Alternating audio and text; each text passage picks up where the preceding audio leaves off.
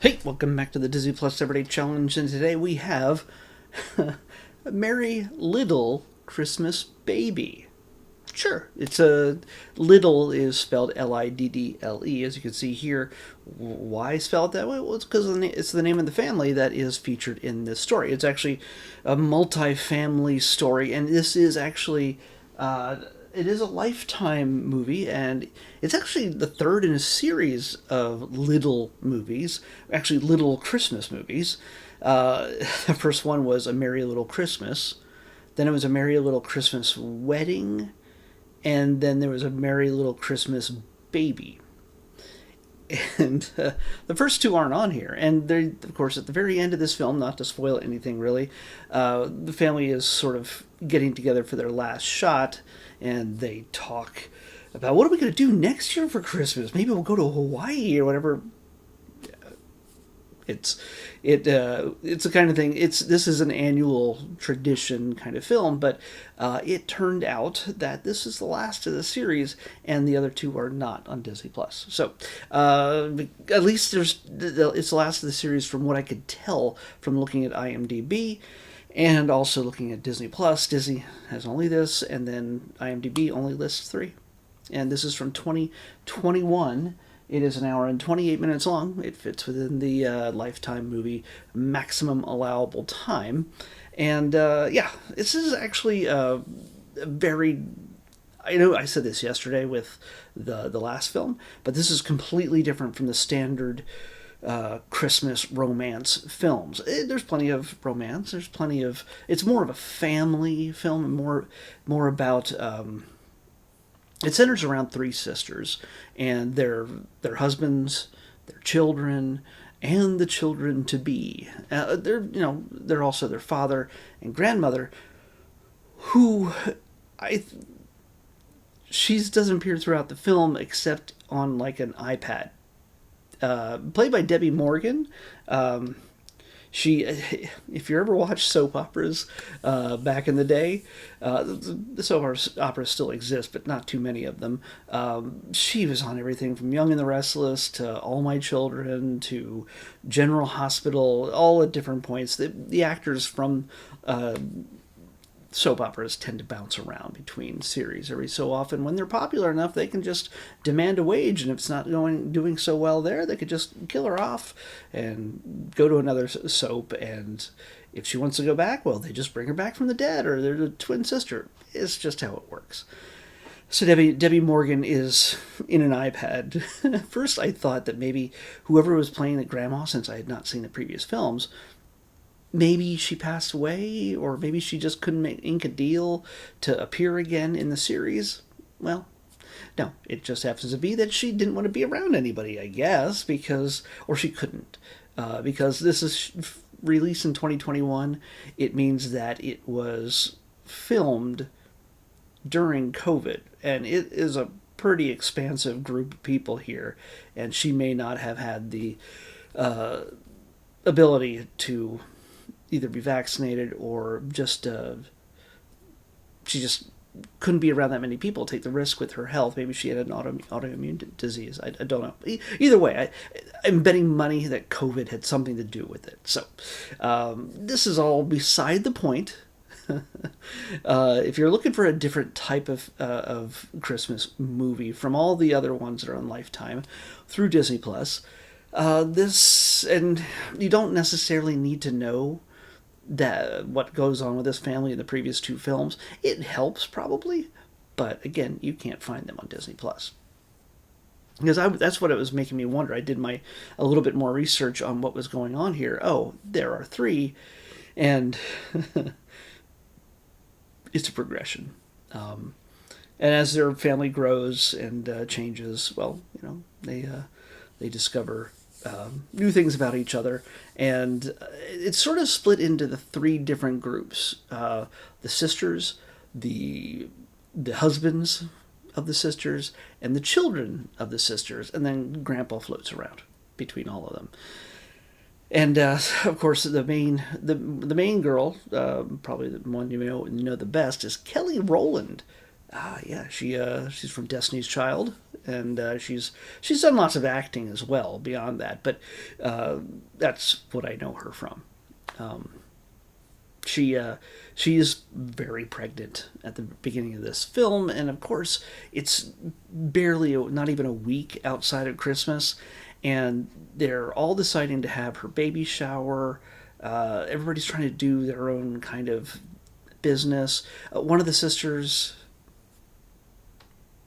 well, she's not married yet, but she's got a very close boyfriend who has plans to put a ring on it. I should have used that reference. Put a ring on it. No, maybe I could. It fits. It fits. It wasn't a Destiny's Child song, or was that just a Beyonce song? I don't know. Either way. Then the other sister and her husband are looking to adopt, and they get some bad news.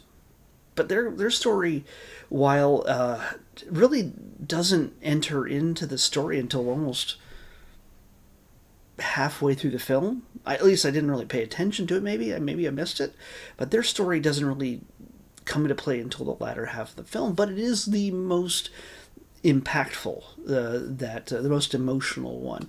A lot of this is a comedy. A lot of this is just big laughs. The kids getting into a little bit of a trouble here and there, wanting to send a gift over to the neighbor man who is more like get off my lawn and doesn't really want people coming up to his house. We discover what that is, but I won't tell you here. But the kids make multiple attempts, and some of them are a little bit more wacky than others, and yeah, gets them in a little bit of trouble. So we get stories with each of the sisters and the husbands. The husbands are there also mainly for comic relief and to be eye candy for the likely female audience that's watching this. There's no dudes rolling up on the family Christmas, little family Christmas baby. They're like, oh, well, I'm going to watch this and not Stranger Things or, whatever else is playing on Lifetime channel. No, they're watching the football game. The gentlemen are comic relief, and I suppose they're handsome enough, and they're the one's a little bit doofy. I feel like this is a Jonas Brothers thing, but even though they're not brothers, but yeah. So it mixes things up. The one, the very handsome one, of course, is married to Kelly Rowland in this. Kelly, why is she so far down the list? Why is the labor and delivery nurse the first listed on the IMDb page? I don't get that. Yes, she has the baby during the film. Come on. Of course that's the case. Kelly Rowland plays Jackie. And she has the French-speaking husband who is opening a restaurant and is always talking about the grandma he lost, who taught him everything about cooking, and he speaks to her in French and just sits by the tub as she soaks in it and holds her hand and speaks to her in French, and just as handsome. And come on, ladies. Yeah, he knows his purpose, but he always says the right thing. And by the way, there's no you know how it might be tense at your house at Christmas time or any holiday where the family gets together. Things get a little bit crazy, whether it's cooking or shopping or just being around family. It can be kind of crazy that way. In this, yeah, there's little troubles and things that people have to go through. One of which is Kiara, which is her sister, played by... Come on, where are you? Kiara, played by Brescia Webb. She is supposed to run the baby shower, and she's forgotten. Also because she's discovered that she's pregnant too. It is a little bit of a spoiler, but yes. But she's discovered, and she has not told her boyfriend yet. And he is trying to propose to her, and he just doesn't find the right time because she's too busy throwing up. he hasn't a clue. He's the least bright of the three, but they play that up. It's comedy. So yeah, we get a bunch of different soap opera type stories moving in and out of this hour and a half long movie, and nobody's being forced to. There's no magic elf or some sort of crazy concoction that is making somebody believe in Christmas or fall in love with somebody that they don't like, and none of that. None of that is in this at all. So this is a complete break from that formula that is so well used by Lifetime and Hallmark and other networks that truck in this type of storytelling. So yeah, it's a pleasant story. It's there. Yes, there is some emotional struggles here and there, but for the most part, you see everybody's just looking out for each other. When there's hey, you're gonna have a little brother or sister. I won't forget you. It'll be really a lot of stuff will be taken care of, but we're not going to ignore you. So understand that things might change, but we still love you. That kind of thing permeates this. People just sharing their love for each other is.